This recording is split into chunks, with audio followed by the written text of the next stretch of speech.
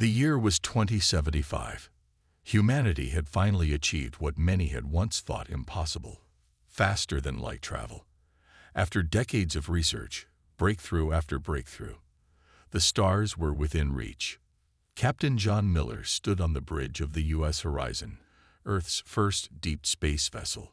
He was a tall man with short brown hair and eyes that had seen too many simulations, but not enough real space.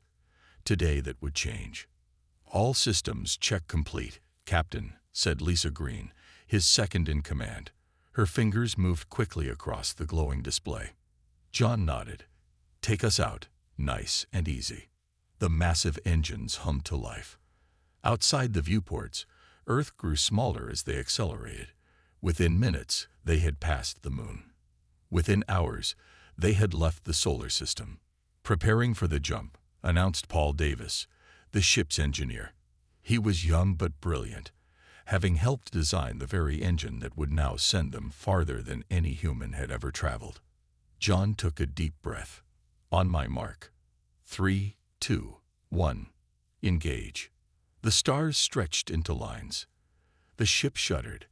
Then suddenly everything was still. "Jump successful," Lisa reported, her voice steady despite the wonder in her eyes. "We've traveled 12 light years in under 5 seconds." The crew cheered. John allowed himself a small smile.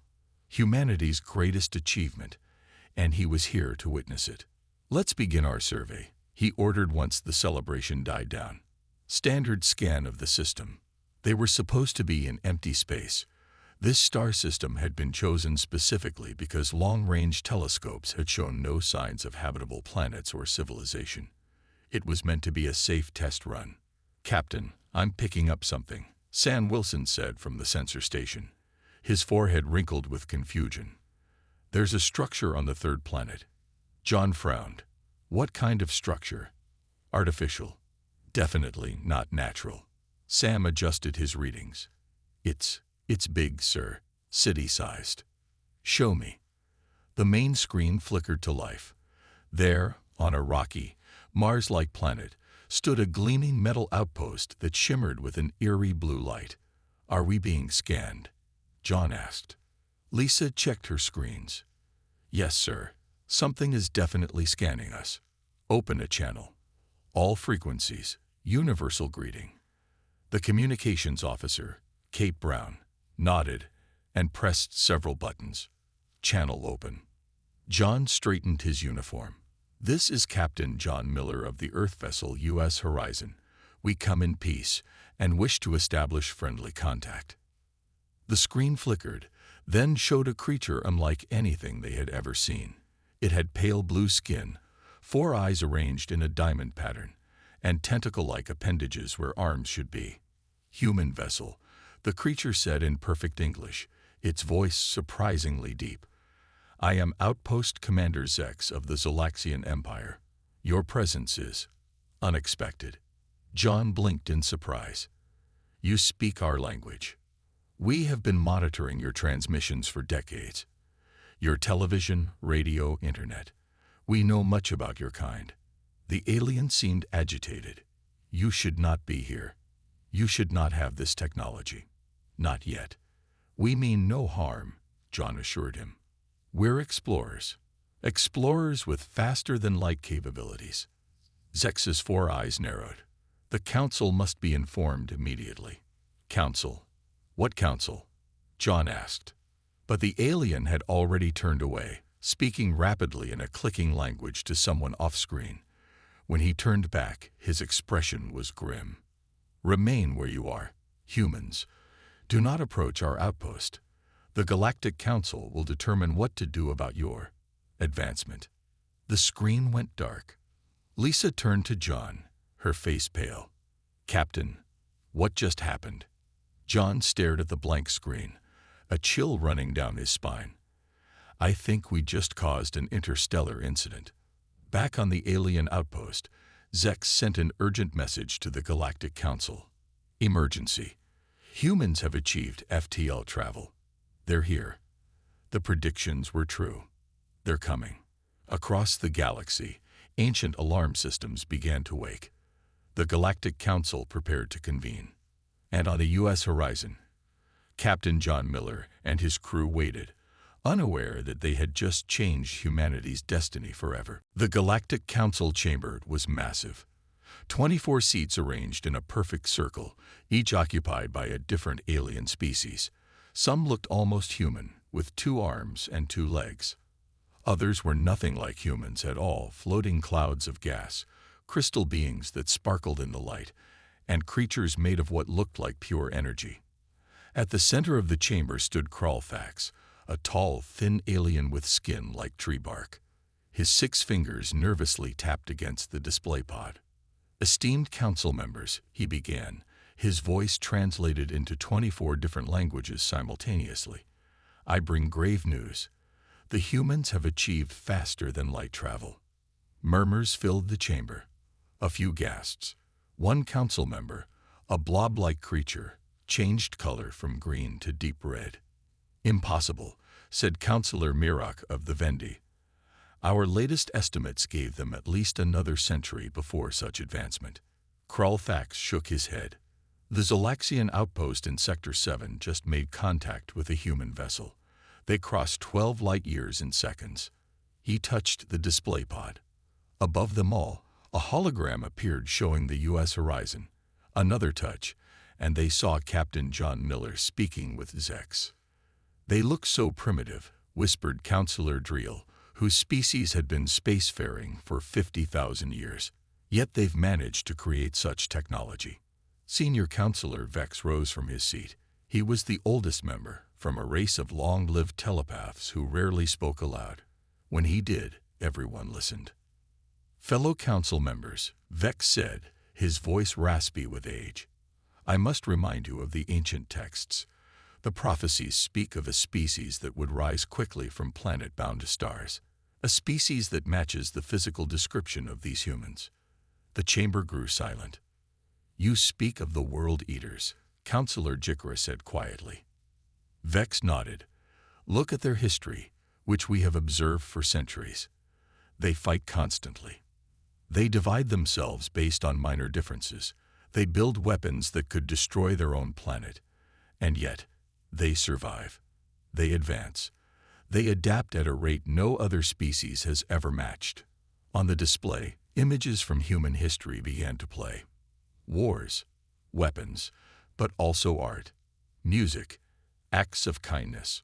The last species that showed such traits, Vex continued, destroyed 3 galactic empires before they were finally stopped. That was 12 million years ago. The damage they caused still affects parts of the galaxy today. Councillor Plynn, whose people were known for their caution, spoke up. "We cannot judge them based on ancient history or prophecy alone. Perhaps they are different." "Can we take that chance?" asked Councillor Zeal. "If the prophecy is true, they will spread rapidly. Their population grows faster than most species. Their adaptability makes them dangerous. If they are indeed the World Eaters reborn, we must act now, while they are still contained to one system."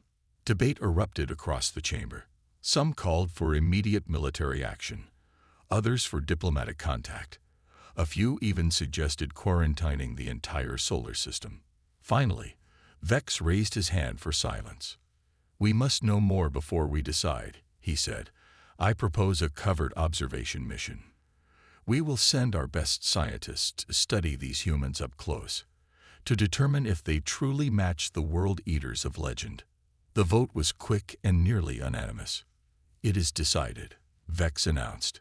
"We will observe Earth directly. The fate of the galaxy may depend on what we discover." As the council members filed out, Vex remained, staring at the image of John Miller frozen on the display. "So much like them," he whispered to himself. "But are you truly the destroyers from our past, or something new entirely?"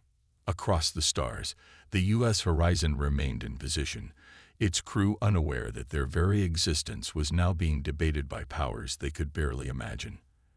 And on Earth, billions of humans went about their daily lives, not knowing that ancient eyes were turning toward their small blue planet with growing fear. The observation ship was small and completely invisible to human technology. It slipped into Earth orbit silently. Its crew of 12 scientists, led by Numvar, the Council's most respected xenobiologist, maintained cloaking at all times. Numvar reminded his team. His pale green skin wrinkled with concern as he looked down at the blue planet.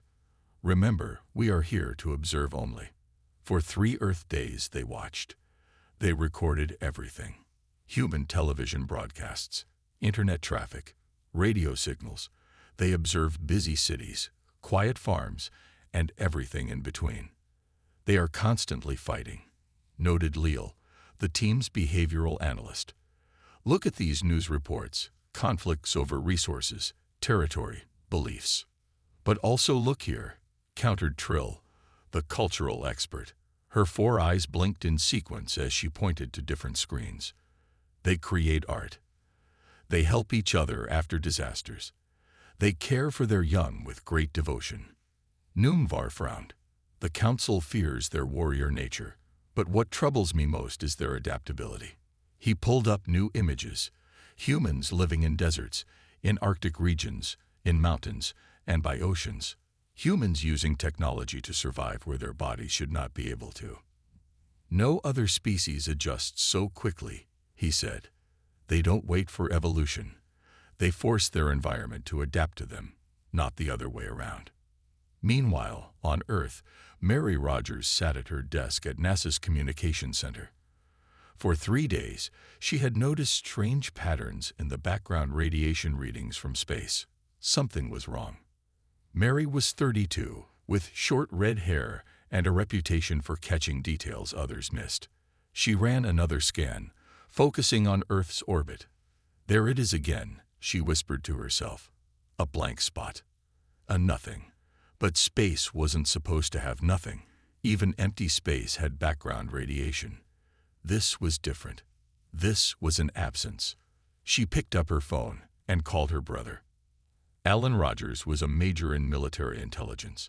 He wasn't supposed to answer personal calls during work hours, but when he saw it was Mary, he made an exception. "Hey, what's up?" he asked. "I need to see you," Mary said. "Not over the phone. It's about work." Alan heard the tension in her voice. "My place. 7 o'clock. That evening, Mary showed Alan her data. The blank spots in orbit. The unusual readings. Could it be a satellite malfunction? Alan asked, studying the charts spread across his kitchen table. Mary shook her head. "I checked all our equipment. It's working perfectly. Something is up there, Alan. Something that absorbs all radiation. That's not natural, and it's not our technology." Alan was silent for a long moment. "You think it's alien. I know how it sounds, but—" "I believe you," Alan interrupted. "There have been rumors in military circles since the Horizon mission went silent." Mary's eyes widened. The first FTL mission. They went silent. Hélène nodded grimly. "Official story is technical difficulties, but some say they encountered something out there." He pulled out his own phone, sent a few messages. "I know some people who can help investigate this, people who will take it seriously." Back on the observation ship, alarms suddenly blared. "We're being scanned," cried the ship's engineer. "Earth technology is probing our location." Numvar rushed to the control panel. "Impossible. Our cloaking is beyond their technology. They're not detecting us directly," explained the engineer. "They're noticing the absence we create in their background radiation scans." Numvar stared at the view screen, where a NASA facility was now highlighted. "They're more clever than we anticipated. Prepare to move to a new position." As the ship silently shifted orbit, Numvar began preparing his report to the Council. "These humans," he dictated, "are far more dangerous than we initially believed. Their technological adaptation is unprecedented. Their warrior instincts are strong. And now, they have detected our presence despite our best stealth technology." What he didn't add, but thought privately, was his growing admiration for the species below. Any race that could detect a Council stealth ship deserved respect, not fear. On Earth, Alan's small team began their search for the invisible object in the sky. unaware that they were being watched by increasingly worried alien eyes. The Galactic Council chamber was tense as Numvar's report was presented. The holographic display showed images of Earth, cities, military bases, and most concerning to the Council, weapons. As you can see, Numvar explained, his voice steady despite his exhaustion. Humans possess nuclear weapons, biological agents, and are developing energy weapons similar to our early designs. Councillor Vex leaned forward. And you say they detected your ship. How is this possible? They did not detect us directly, Numvar clarified. They noticed the absence we created in their background radiation. It was clever, unexpected. The translation system worked perfectly, but cultural differences led to misunderstandings. When Numvar described humans as adaptive and resourceful, the Council heard unpredictable and dangerous. When he noted their strong survival instinct, the Council understood aggressive expansion. Look at their entertainment, said Councillor Zeal, pulling up images from human movies. Scenes of alien invasions and space battles filled the display. They fantasize about war with other species. They prepare their population for cosmic conflict. What the Council failed to understand was that human fiction explored fears, not desires. The evidence is clear, declared Councillor Mirok. These humans match all markers for the world eaters of legend. Their technology is advancing too quickly. Their detection of our observer ship proves they are preparing for space warfare. Vex raised his hand for silence. The report also shows their art, their care for one another, their desire for peace. Deception, Zeal countered. The world eaters of old appeared peaceful until they struck. We cannot take that chance again. The vote was closer this time, but the result was still clear. By a margin of 16-8, the Council authorized a preemptive strike on Earth. A fleet will be assembled, Vex announced reluctantly. Admiral Zexlor will command. The human threat must be neutralized before they can expand beyond their solar system. Meanwhile on Earth, Alan Rogers met with his small team in a secure room at the Pentagon.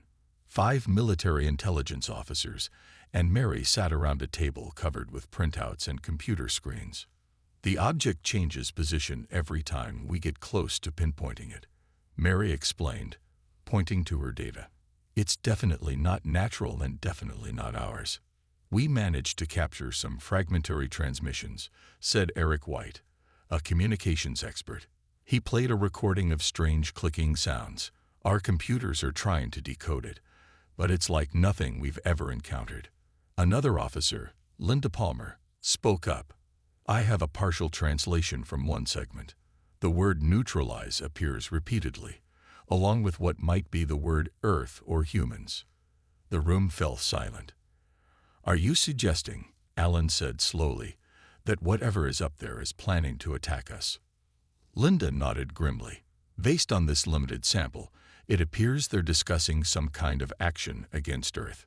Alan stared at the ceiling, as if he could see through it to the invisible threat above. We need to alert the highest levels. If there's even a small chance this is real, we can't ignore it. Within hours, the president was briefed. Within days, other world leaders were informed. Initial skepticism quickly gave way to concern as more evidence was presented. For the first time in human history, every major nation faced a potential common enemy. Old conflicts were set aside, temporarily at least, as defense plans were discussed. Across the galaxy, Admiral Zexlor reviewed the battle plans on his flagship.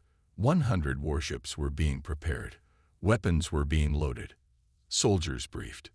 The humans will be given one chance to surrender, he told his officers. If they refuse, we will target their military installations first, then their population centers. His second-in-command looked troubled.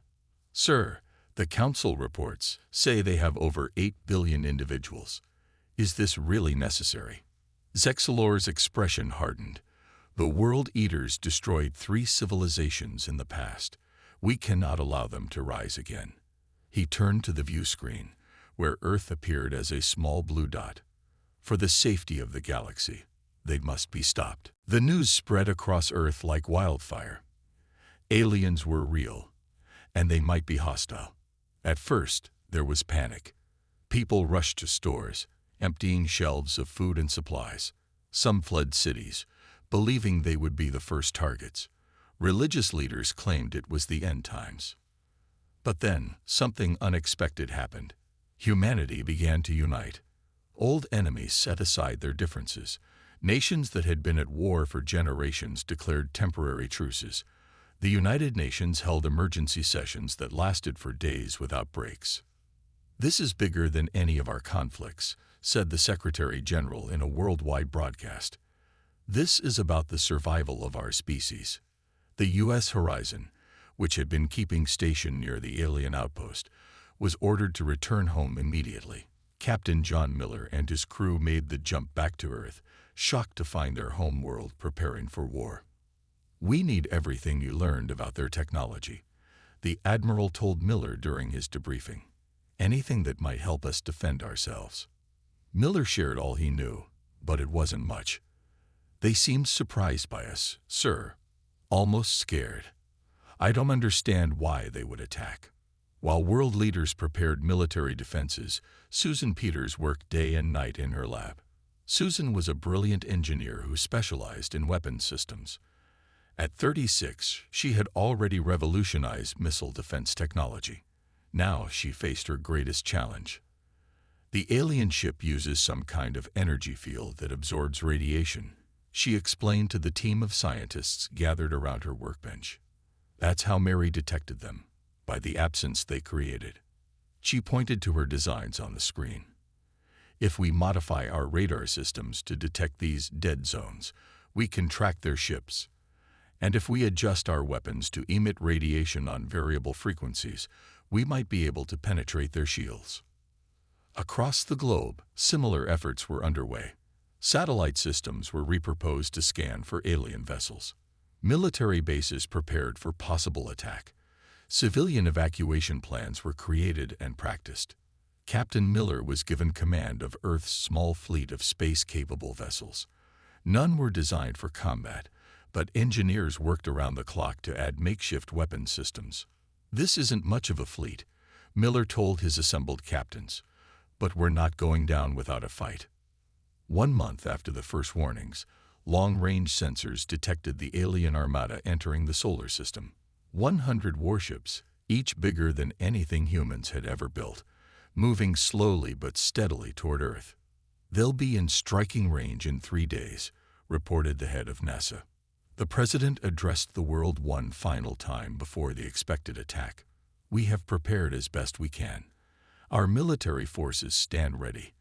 But we also send this message to those approaching our world. We seek peace. We wish to talk. We are not your enemy." The message was broadcast on all frequencies, in all languages, and directed toward the approaching fleet. Admiral Zexlor received the transmission on his flagship. He played it for his officers. "A clever deception," he said. "The world eaters always pretended to want peace before they struck. We will not be fooled." His second-in-command looked troubled. "What if they are sincere, Admiral? What if the Council is wrong?" Zexlor stared at the blue planet growing larger on the view screen. "We cannot take that chance. Too many civilizations have fallen because they hesitated. We will not make that mistake." As the alien fleet approached, Earth appeared strangely quiet. Cities were darkened. Military bases seemed abandoned. It was as if the planet was deserted. "They're hiding," Zexlor told his fleet. "Preparing to ambush us. Be ready for anything." What he didn't know was that humanity had indeed prepared, but not in the way he expected. General Frank West, head of Earth's combined defense forces, had implemented a strategy so bold that even some human leaders had questioned it. "Let them think they've won," he had argued. "Let them get close. Then we show them what humans can really do." Admiral Zexlor stood on the bridge of his massive flagship, watching as Earth grew larger on the view screen. His fleet of 100 warships moved into attack formation. "Begin the first wave," he ordered. "Target their major military installations. 20 smaller ships broke away from the main fleet.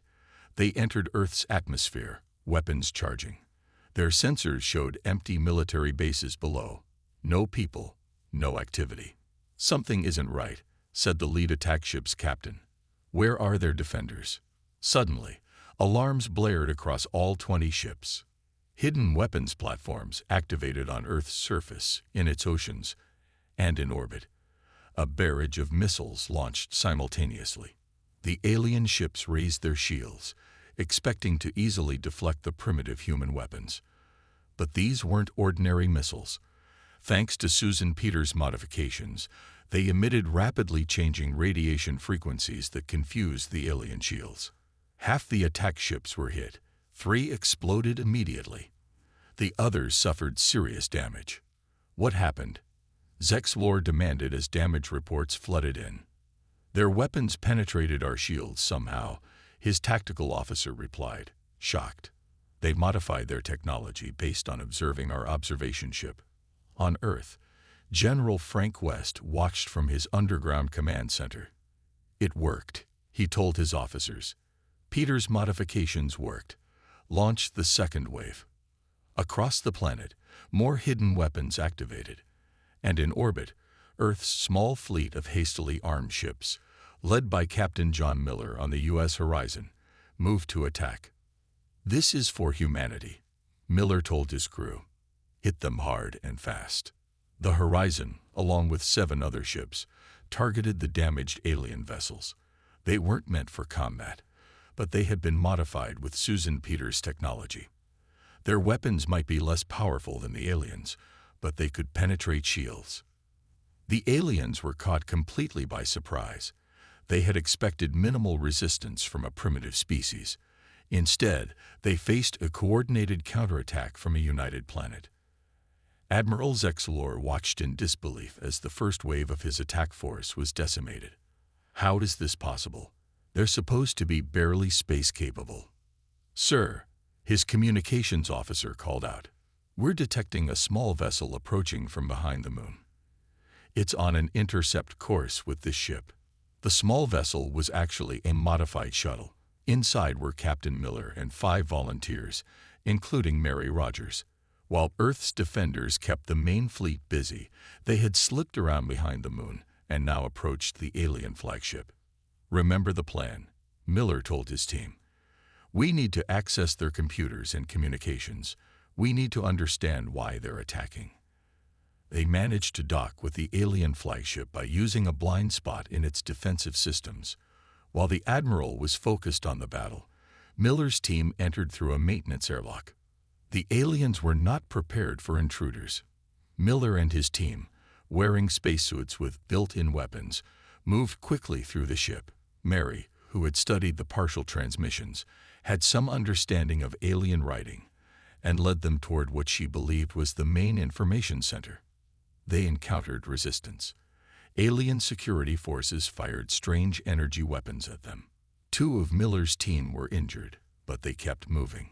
Finally, they'd reached the information center, a room filled with holographic displays and computer terminals unlike anything they had ever seen. "Keep watch," Miller told the others as Mary began accessing the alien computers.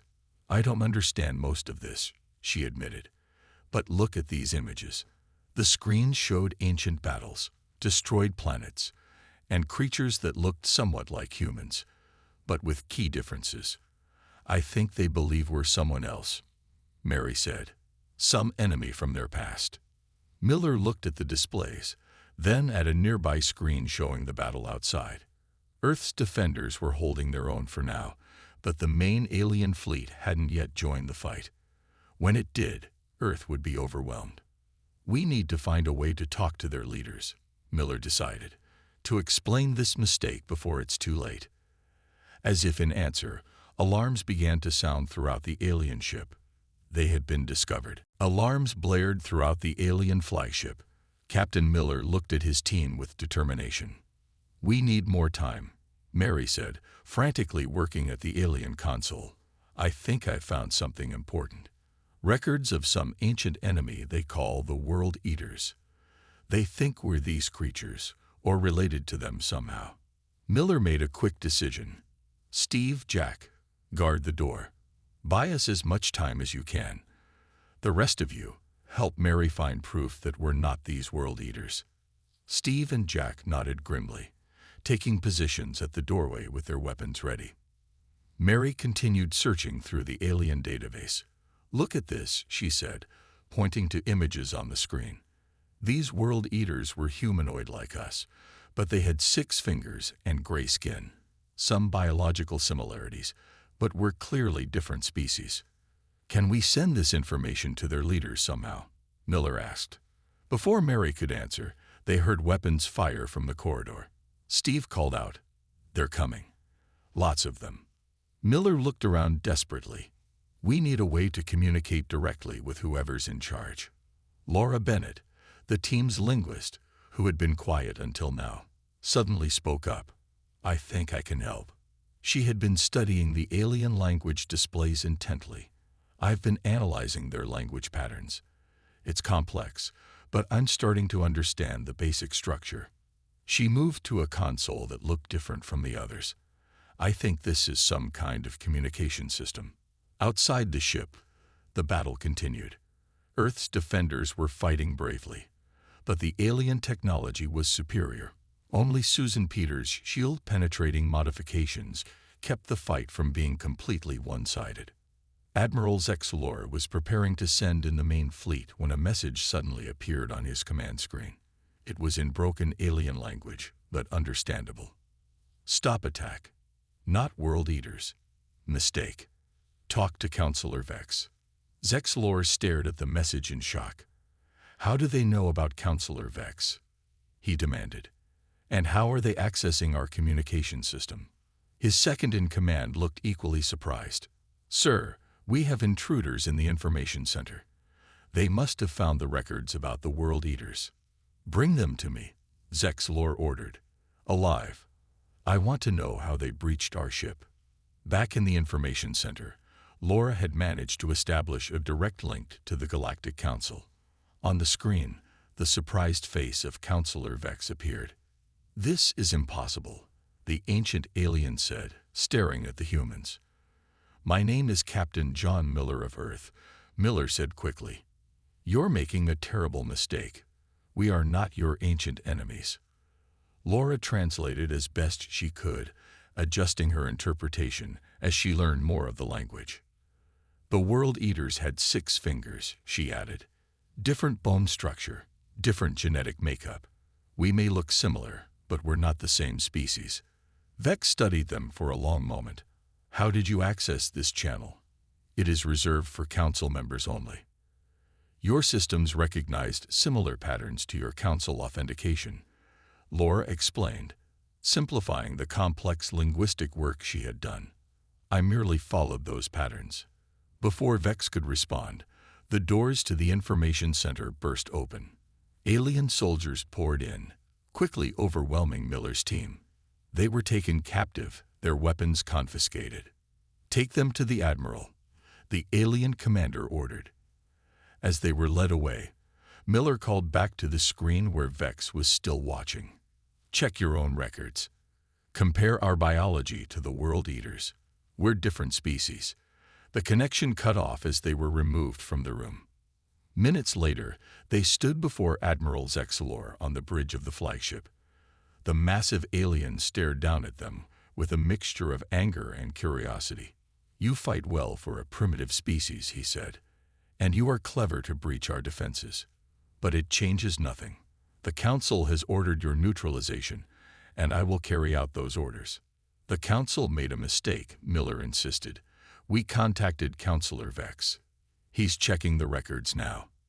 Zexalor's expression changed slightly. You spoke to Vex. Directly.